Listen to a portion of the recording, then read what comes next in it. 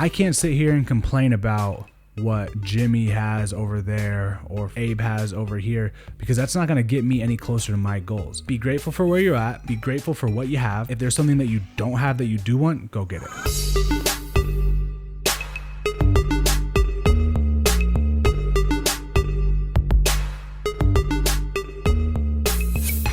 What's up, y'all? Cody Allen, and today, new Cuts Hoodie, new podcast.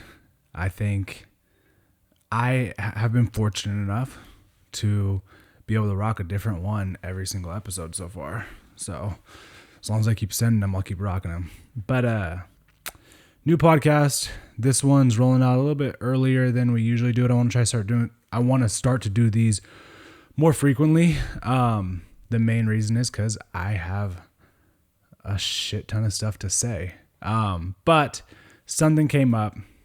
Not as much something came up. It's just like something's always coming up. And I just felt like it was all too relevant to just life and the way that things are rolling today. First and foremost, you guys should know me. I'm Cody Allen, former athlete, washed up now, business owner. I guess I've never really done like a full bio, but if you stumbled across this podcast, you probably have seen my stuff somewhere. Instagram, Facebook, Facebook, TikTok, the whole deal. One of my websites. Nonetheless, I want to talk about something that just takes me back when I was playing. And that is that the game of football, the game of life, just isn't fair. And no matter what you do, you will never change that. And that's so fucking okay. I was watching the Super Bowl, like everybody else, like the other 30 million people or whatever that watched it. And Jaylen Ramsey, first play of the second half. I mean, you guys saw it. At least I hope you did. Joe Burrow, T. Higgins, massive bomb down the sideline. T. Higgins obviously PI'd Jaylen Ramsey. Pulled his face mask, the whole deal, OPI. Ended up scoring a touchdown. If you watch the clip back, you'll see that as soon as Jaylen got pulled down, he stood up. And it's not what he did do, but it's what he didn't do that really like caught my eye. And it's that he didn't say shit.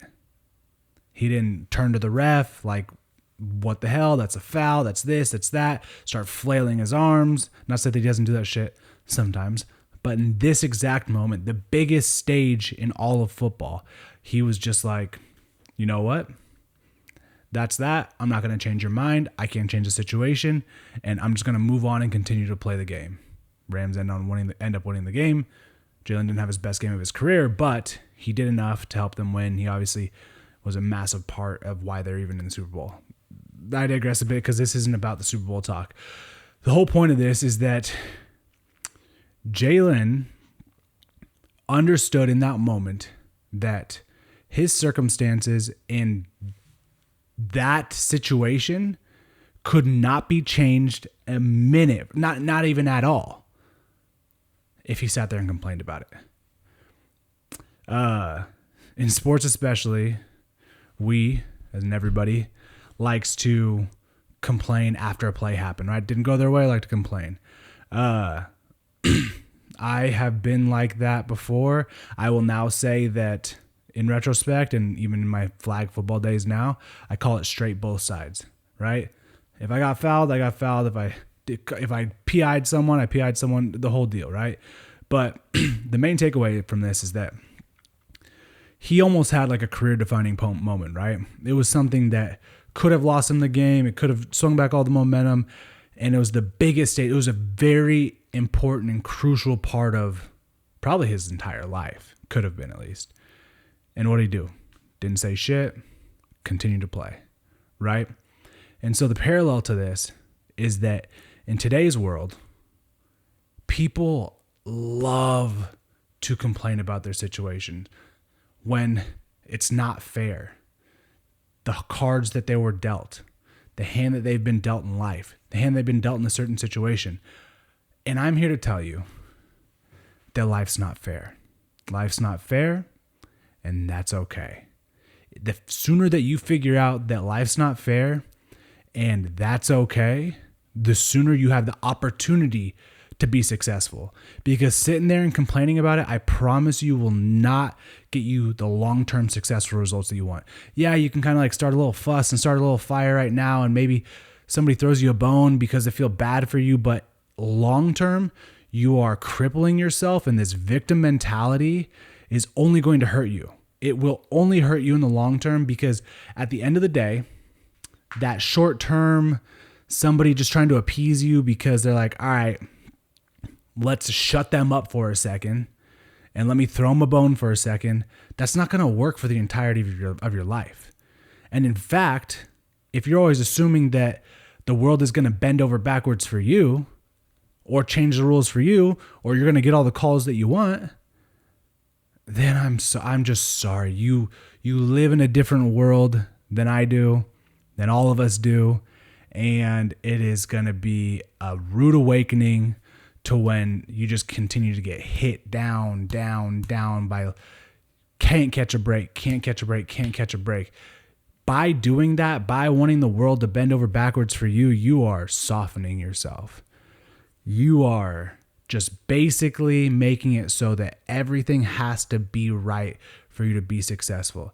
And I will say it again, hardly ever are things just right. Hardly ever do you just have a natural given talent or ability to be successful, right? And so this just has happened far too much. Maybe I'm just old now. Maybe I think that it's just like, all right, well, like, people just act this way now. It's probably always been like this. Who knows? But for sure, as of late, and especially with social media, it's been amplified. It's what do they say? The squeaky wheel is the one that gets the grease, or some shit like that. What I'm trying to say is that you're never gonna get all the calls. So how do you fix that? How do you remedy that? How do you sort of skew the game in your favor? And it's like, well, fuck, you have to be the best at playing in the worst conditions. That translates over to life, right? So it is no surprise. It shouldn't be a surprise to anybody that other people have opportunities and skill sets and just know-how that others don't, right? Some people are born more well off than others. Some people are born with the ability to do certain things. Some people are born into better families. Some people are born into better areas. Some people are born into fame. There's people who are literally just born into fame. You're like, oh, well, my dad's David Beckham, so I'm always just going to be okay, right? And if I wanted to sit around here and be like, fuck, man, like, if my dad was The Rock, I would never have to work a day in my life. I don't know much about The Rock personally, but I'm assuming that he wouldn't let me get away with not working a day in my life. But that's something that used to irk me. I used to let it get to me. But now it's something that I'm just like, you guys just look at this. Be grateful for where you're at. Be grateful for what you have. And for if there's something that you don't have that you do want, go get it. Because I can't sit here and complain about what Jimmy has over there or fucking Abe has over here, because that's not going to get me any closer to my goals. And talking about the inequalities and everything, that's not going to get me anywhere closer to my goals. There's a subset of people who it's their passion to talk about that. And if that's your thing, and if you want to talk about it and make it known and make it relevant, then do that. But don't do it with the idea that this is going to make you progress in life, because it's not. And that's a harsh reality for a lot of people. I listened to this book called Green Lights by Matthew McConaughey. I've only listened to 2 audiobooks ever. I've only read a handful of books ever. But I'm trying to get better at it. I mean that I fucking co-authored one. But I listened to this book and I was like, all right, man, like if I'm going to listen to a book, why not make it Matthew McConaughey's? Cause he's got that iconic fucking just Texas boy accent, one of a kind. Right. And so listened to the book, loved every piece of it. And one of my takeaways was that you always assume that everybody's got this like rags to riches, like against all odds kind of story, right? If they're famous, that's what everybody loves to hear. And Matthew McConaughey, I guess I'll call him Matt. He was like, yeah, like my life wasn't easy by any stretch of the imagination, but when it came to acting, I kind of just we'll call it lucky, we'll call it whatever you want to call it. But when I made the decision to act, I immediately fell into a monster role right out the gate. He had very quick successes. He had a lot of success very quickly in the acting business. And do we get upset at that? That sounds like something in today's day and age, people that want to be actors, like, why can't I have it like him? Like, he had it so much better off, or he's this, he's that. And it's like, dude, just shut the fuck up and work. But it was nice to hear somebody that didn't create this elaborate, like, rags to riches story. In the book that I wrote, I have struggles just like anybody else, but I definitely don't have the same struggles as somebody who might have grown up in a different part of the United States, right? Especially being half black, right?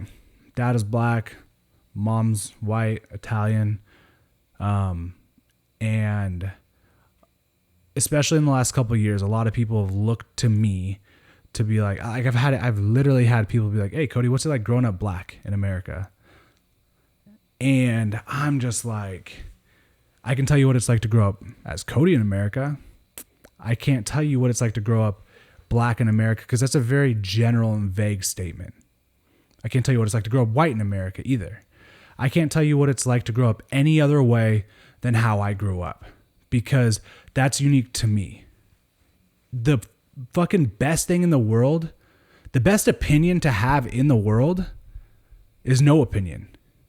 I don't need to have some sort of clickbaity answer to every single thing that people ask when they're like, what's it like to grow up black in America? I'm like, my situation is going to be different, and experience is going to be different than somebody who grew up in Kentucky, Louisiana, Alabama, New York, Colorado, fucking any other flyover state we can think of. But I grew up in Sonoma County in California, right? I didn't grow up in LA, didn't grow up in San Diego, didn't grow up in Sacramento, which is where I live around now. And so I think that that is super fucking important. It kind of all ties in together, right? It all kind of ties into, it is so okay to not have an opinion, because a lot of times your opinion is just based and rooted into what you think that you know. So your opinion is just that. It's not fact. I can tell you what it's like to grow up as a man in America, right? But it's like, I can only tell you about my experiences being a man. I can't tell you what every person's like to grow up, or what every man it's like to grow up, right? Anyway, that all kind of falls back into, I can't complain, like, we'll take it back to sports. Like, if I had grown up in a bigger city where football was more of a focus and people were heavily recruited. When I went to Sac State, I remember one of the coaches that recruited me was like, yeah, we don't recruit your area. I'm like, well, fuck. He's like, yeah, just like a lot of athletes don't come out of there. Is that true? Is that not true? I don't know. I mean, I'm 18, 19 years old. But I could have taken that and been like, man, like if I had grown up in LA, then I would have had people looking at me all over, and I would have been this, would have been that, would have been this, would have been that. It's like, in reality, it's like, for number one, if you're good enough, they're going to find you. I'll tell you that to all young athletes out there. If you're good enough, they're going to find you. But me complaining about that doesn't do shit for anybody. It definitely doesn't help me become more successful. All it does is it's a cool story to tell at your local bar when you're 30 years old, washed up, and telling people how you should have been the starting quarterback of USC but in reality, you were exactly what you thought you were going to be, which is a high school bench player.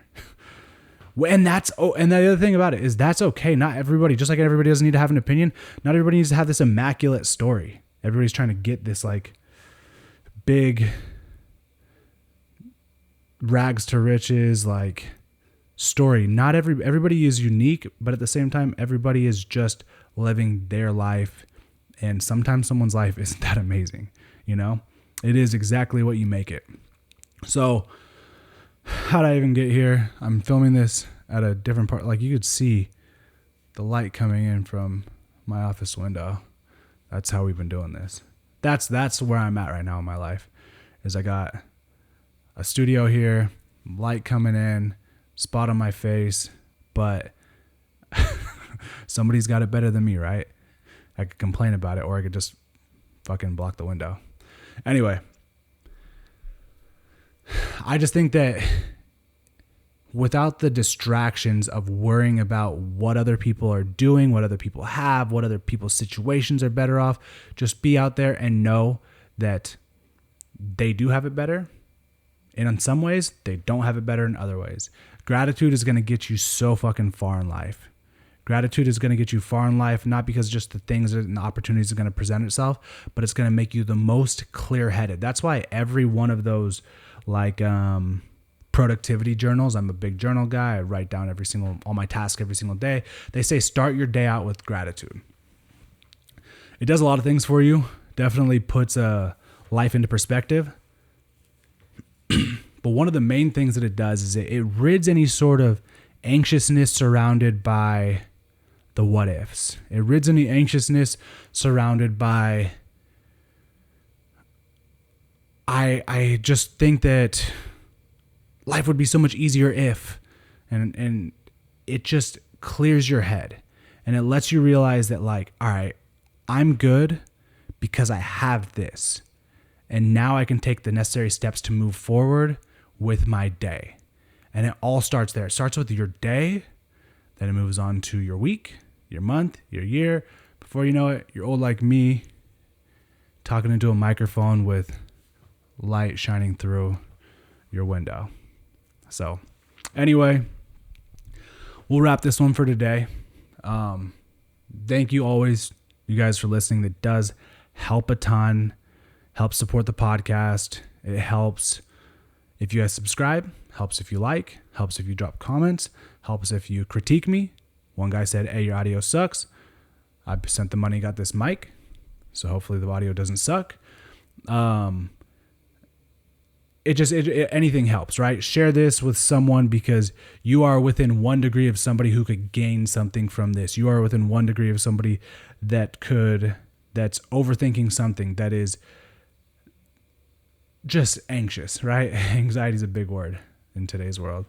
But I appreciate you guys always. If you're still listening, like, subscribe, share, comment. Find me on my site, thecodyallen.com, all the same handles.